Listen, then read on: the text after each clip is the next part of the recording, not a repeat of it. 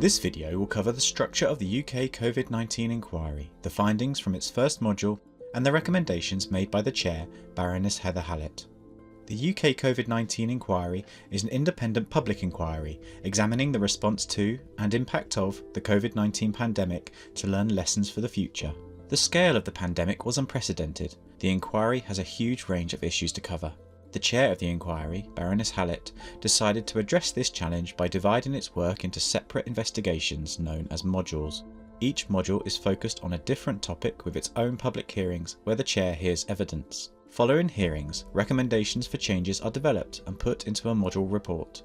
These reports will contain findings from the evidence collected across each module and the chair's recommendations for the future. The first module, Module 1, focuses on the resilience and preparedness of the United Kingdom. The investigation examined the state of the UK structures and the procedures in place to prepare for and respond to a pandemic. Future reports will focus on specific areas including core UK decision-making and political governance, including Scotland, Wales and Northern Ireland, healthcare systems, vaccines and therapeutics, procurement and distribution of key equipment and supplies, the care sector, test, trace and isolate programs, children and young people, and the economic response to the pandemic. Module 1. The resilience and preparedness of the United Kingdom. Politicians have to make tough decisions about how to use resources to prepare for emergencies. Preparing for a pandemic or any other emergency costs money, even if it is an event that might not happen. However, the UK COVID-19 inquiry has found that the system of building preparedness for the pandemic, that is, our ability to deal with a pandemic, suffered from several significant flaws. Despite planning for an influenza, also known as flu, outbreak, our preparedness and resilience was not adequate for the global pandemic that occurred. Emergency planning was complicated by the many institutions and structures involved. The approach to risk assessment was flawed, resulting in inadequate planning to manage and prevent risks and respond to them effectively. The UK government's outdated pandemic strategy, developed in 2011, was not flexible enough to adapt when faced with a pandemic in 2020. Emergency planning failed to put enough consideration into existing health and social inequalities, and local authorities and volunteers were not adequately engaged. There was a failure to fully learn from past civil emergency exercises and outbreaks of disease. There was a lack of attention to the systems that would help test, trace and isolate. Policy documents were outdated, involved complicated rules and procedures which can cause long delays, were full of jargon and were overly complex. Ministers, who are often without specialised training in civil contingencies, did not receive a broad enough range of scientific advice and often failed to challenge the advice they did get. Advisors lacked freedom and autonomy to express differing opinions, which led to a lack of diverse perspectives.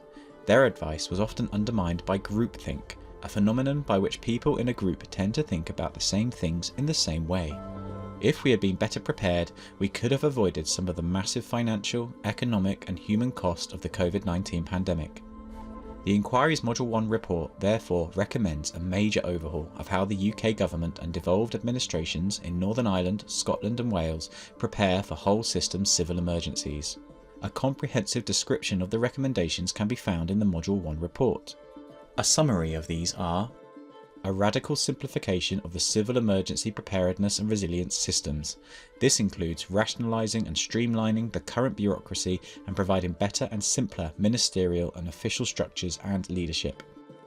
A new approach to risk assessment that provides for a better and more comprehensive evaluation of a wider range of actual risks.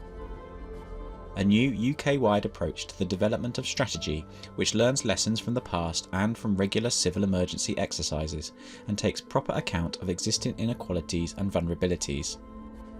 Better systems of data collection and sharing in advance of future pandemics, and the commissioning of a wider range of research projects. Holding a UK-wide pandemic response exercise at least every 3 years and publishing the outcome. Bringing in external expertise from outside government and the civil service to challenge and guard against the known problems of groupthink. Publication of regular reports on the system of civil emergency preparedness and resilience.